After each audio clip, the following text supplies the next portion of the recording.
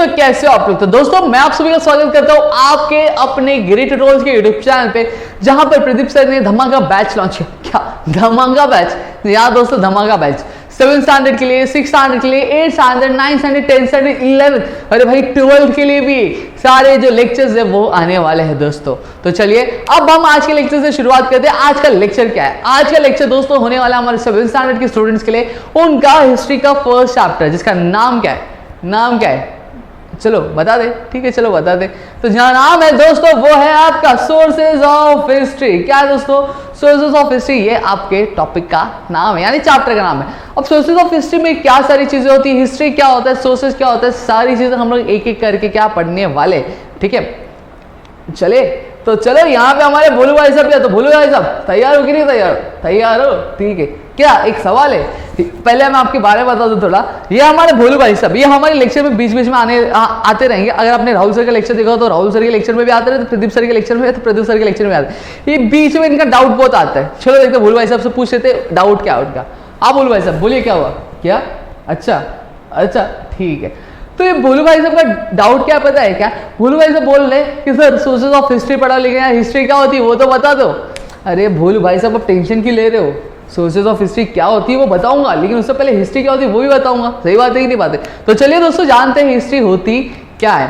अब सबसे पहले दोस्तों हिस्ट्री होती है मतलब the study of the past event is known as the history. यानी जब भी हम किसी भी पास्ट की चीज यानी पास्ट के इवेंट के बारे में पढ़ते हैं, उसी चीज को हम लोग हिस्ट्री बोलते हैं।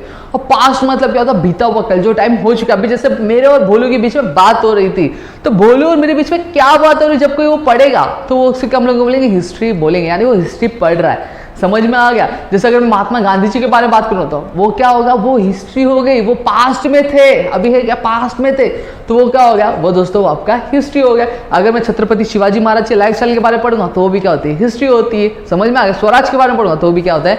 एक हिस्ट्री होती है दोस्तों। इतनी चीजें मेरे ख्याल से क्लियर हो गई। अब स्टडी जो होती है हिस्ट्री की वजह से होती है क्रोनोलॉजिकल। अब क्रोनोलॉजिकल होता क्या है, चलो देखते हैं। तो दोस्तों यहाँ पे हमारे भोलू भाई साहब क्या कहते हैं? भोलू भाई साहब चलो आपके घर चलते हैं, क्या पढ़ने? Chronological order. तो क्रोनोलॉजिकल ऑर्डर क्या होता है?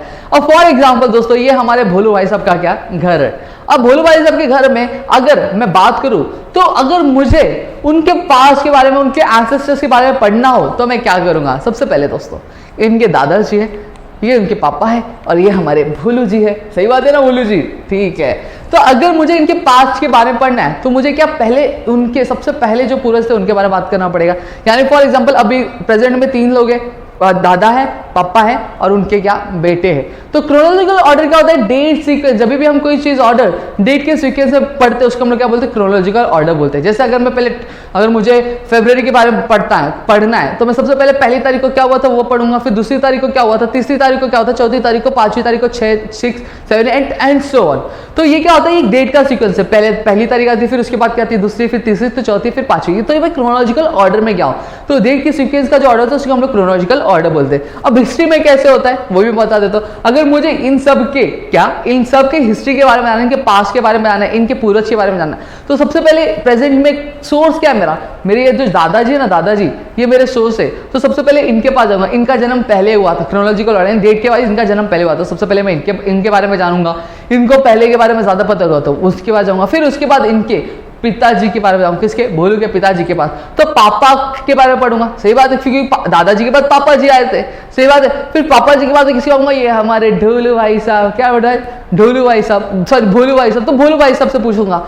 तो ये क्या हो गया? क्रोनोलॉजिकल ऑर्डर हो गई। सबसे पहले बर्थ किसका हुआ था? डेट वाइज दादाजी का हुआ था, फिर उसके बाद पिताजी का हुआ था, फिर हमारे बेटा जी का हुआ था। समझ में आ गया? तो क्रोनोलॉजिकल ऑर्डर क्या होता है? डेट का सीक्वेंस होता है। जब भी कोई स्टडी क्या डेट वाइज डेट के सीक्वेंस क्या है उसको हम लोग क्रोनोलॉजिकल ऑर्डर बोलते हैं। इतनी चीजें क्लियर हो गई। अब ताजमहल यानी पास्ट इवेंट्स के बारे में हम लोग पढ़ने वाले, तो चलो वो देखेंगे। अब यहाँ पे देखेंगे। अब हिस्ट्री दोस्तों 3 टाइप की होती है। कौन सी? सबसे पहले आपकी एशियन हिस्ट्री होती है, फिर दूसरी आती है आपकी मेडिवल हिस्ट्री, फिर तीसरी आती है आपकी मॉडर्न हिस्ट्री। अब एशियन हिस्ट्री ऑलरेडी हमने 6th स्टैंडर्ड में पढ़ा होता है। एशियन हिस्ट्री क्या होती है? मेडिवल हिस्ट्री हम 7th स्टैंडर्ड में पढ़ने वाले हैं, और 8th स्टैंडर्ड में हम दोस्तों मॉडर्न हिस्ट्री पढ़ने वाले हैं। मॉडर्न हिस्ट्री 2 टाइप की होती है, प्री इंडिपेंडेंस और पोस्ट इंडिपेंडेंस। प्री इंडिपेंडेंस मतलब इंडिपेंडेंस से पहले, पोस्ट इंडिपेंडेंस यानी इंडिपेंडेंस के बाद।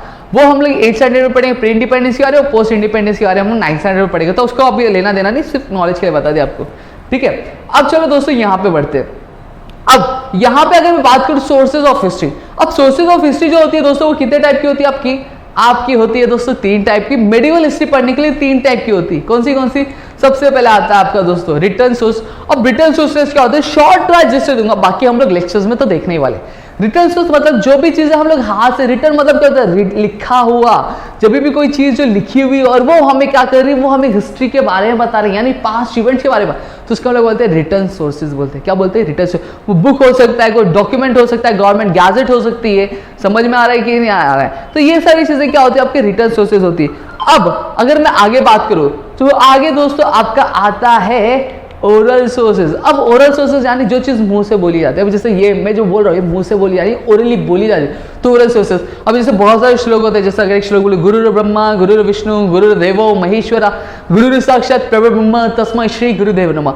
अब ये श्लोक से हमें क्या पता चल रहा है? अब ये श्लोक से हमें ये पता चल रहा है दोस्तों, जो टीचर होते हैं, जो गुरु होते हैं, उसे क्या भगवान का दर्जा दिया गया है, यानी एक गॉड माना गया है। ये हमें इस तरह से हमें क्या बहुत सारे अलग अलग श्लोक है, जैसे मैं रामचंद्र कह गए सिया से एक दिन ऐसा आएगा कि हंस चुगेगा दाना और कौवा मोती खाएगा। समझ में आ रहा है कि नहीं आ रहा है? तो ऐसे बहुत सारे श्लोक है जिससे हमें क्या बोलता है, हमें इंफॉर्मेशन मिलती है।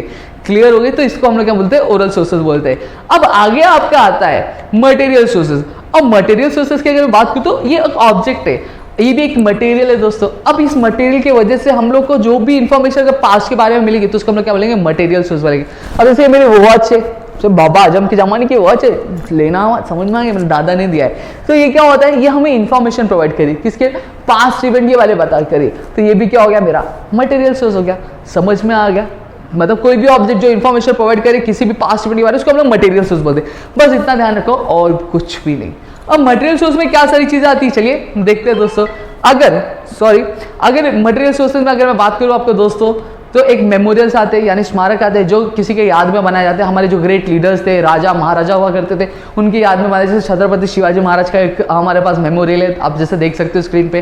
फिर दूसरा अगर मैं बात करूं दोस्तों, गेटवे ऑफ इंडिया, यानी एक बिल्डिंग, बहुत सारी बिल्डिंग देखी होगी ना, जो हिस्ट्री में बनी होगी, जो पास्ट इवेंट में बनी होगी, वो बताएगा, इसमें से आपका गेटवे ऑफ इंडिया है। फिर दूसरा आता है दोस्तों आपका क्या आता है, केव्स कल्चर, यानी गुफा में आपको जो आपने कोई ड्राइंग्स दिखा होगा, कोई आर्टिस्टिक वर्क देखा होगा, तो उसको हम लोग क्या बोलते हैं, केव्स कल्चर बोलते हैं, स्कल्पचर बोलते हैं। क्या बोलते हैं, स्कल्पचर। और वो हमें क्या करते हैं, हमें पास्ट इवेंट के बारे में इंफॉर्मेशन प्रोवाइड करती है। ठीक है। फिर आपका आता है इंस्क्रिप्शंस। अब इंस्क्रिप्शंस क्या होते हैं दोस्तों, जब कभी भी दीवार पे कुछ कार्विंग किया जाए या फिर किसी प्लेट पे कार्विंग किया जाए तो उसको हम लोग क्या बोलते हैं, इंस्क्रिप्शंस बोलते हैं। जैसे यहाँ पे आप देख सकते हो एक ऑब्जेक्ट है, उस ऑब्जेक्ट पे क्या कार्विंग की गई, तो उसी को हम लोग क्या बोलेंगे, इंस्क्रिप्शंस बोलते हैं। इतनी चीजें क्लियर हो गई। फिर उसके बाद आपका आता है कॉपर प्लेट। अब इस वजह को समझाना, कॉपर की जो प्लेट होती है वो बहुत पहले कॉपर के प्लेट यूज किया जाता है, अलग अलग मिनरल्स के क्या प्लेट यूज किए जाते हैं, तो वो हमें इंफॉर्मेशन प्रोवाइड करती है ये कौन से डायनेस्टी से बिलोंग करती है, जब हम हिस्ट्री पढ़ते हैं। ठीक है। अब यहाँ पे जो फोर्ट्स है दोस्तों, अब हम सभी से जानते हैं कि मेडिवल जो पीरियड हुआ करता था वो राजा महाराजाओं वाला पीरियड हुआ करता था, और राजा महाराजा के पास बहुत सारे फोर्ट्स है। अब फोर्ट्स कौन से टाइप्स के होते हैं, चलो देखते हैं। यहाँ पे एक आपका होता है दोस्तों हिल फोर्ट्स, जो हिल पे होता है। फिर दूसरा आपका आता है फॉरेस्ट फोर्ट्स यानी जो जंगल में हुआ करता था। फिर आपका आता है सी फोर्ट्स, यानी जो समुद्र में हुआ करता था, सीज में हुआ करता था। इस तरह के फोर्ट्स को हम लोग क्या, सी फोर्ट बोलते थे। अब ये फोर्ट से हमें बहुत सारी अलग अलग जानकारी मिलती, कैसे कि उनके आर्किटेक्चर के बारे में पता। अभी जैसे सोचो कि एक समुद्र में, एक सी में एक फोर्ट बनाना, यार कितने अच्छे आर्किटेक्चर्स होंगे, उनका प्लानिंग, उनका माइंड किस तरह से होगा, इकोनॉमिक कंडीशन के बारे में बताता है, उनकी इकोनॉमिक कंडीशन कैसी थी। ये सारी चीजों के बारे में हमें क्या इंफॉर्मेशन मिलती है फोर्ट्स की मदद से दोस्तों। ठीक है। और किस तरह से आर्म्स एंड एम्यूनिशन प्लेस किया जाते थे, लोगों का लाइफस्टाइल कैसे था, ये सारी चीजें भी हमें फोर्ट्स की वजह से इंफॉर्मेशन मिलने वाली। अब बहुत सारी चीजें हम नेक्स्ट लेक्चर में भी देखने वाले हैं। तो दोस्तों आज के लिए बस इतना है। आई होप आपको सारी चीज अगर समझ में आई है तो प्लीज वीडियो को लाइक करिएगा। चैनल सब्सक्राइब नहीं किया होगा तो चैनल को सब्सक्राइब करिए, अपने दोस्तों के साथ शेयर करिएगा, और इंस्टाग्राम पे फॉलो नहीं किया तो दोस्तों स्क्रीन पे एक स्ट्रिप चल रही है, वहां पे इंस्टाग्राम का हैंडल है, और डिस्क्रिप्शन में जाओगे तो लिंक भी मिल जाएगी, तो वहां पे आप जाके हमें फॉलो भी कर सकते हो। तो दोस्तों हम मिलेंगे हमारे नेक्स्ट सेक्शन में, तो तब तक के लिए घर पे रहिए, सुरक्षित रहिए और अपना ध्यान रखिए दोस्तों।